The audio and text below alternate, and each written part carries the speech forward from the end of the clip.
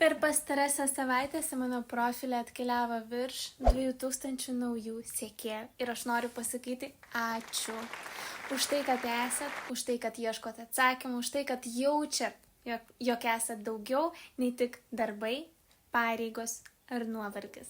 Nesvarbu, ar seki mane savaitę ar metus, šiandien noriu pradėti kažką labai asmeniško.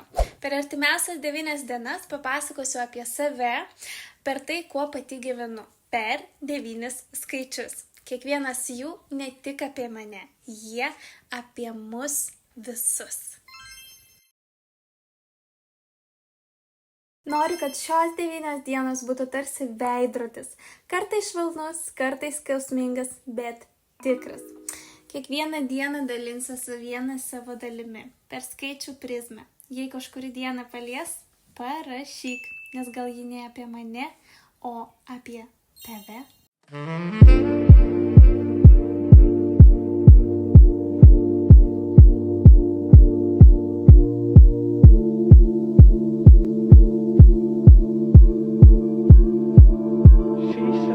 Dienos skaičius 1, tai pradžia, tai aš esu.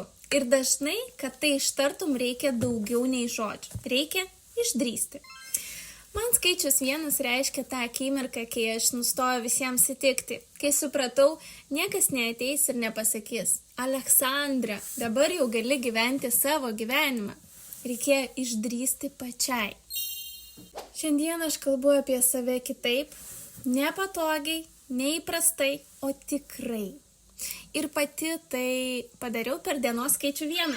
Sudėkit visą šios dienos datą iki vienaženklio skaičiaus ir gausit vienetą. Ir tai man priminė.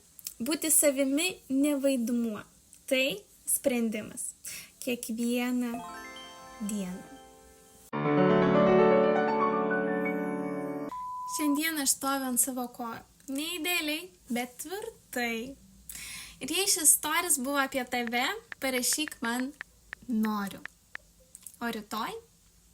Rytoj atversiu širdį ten, kur man buvo sunkiausia, apie partnerystę, apie skaičių 2.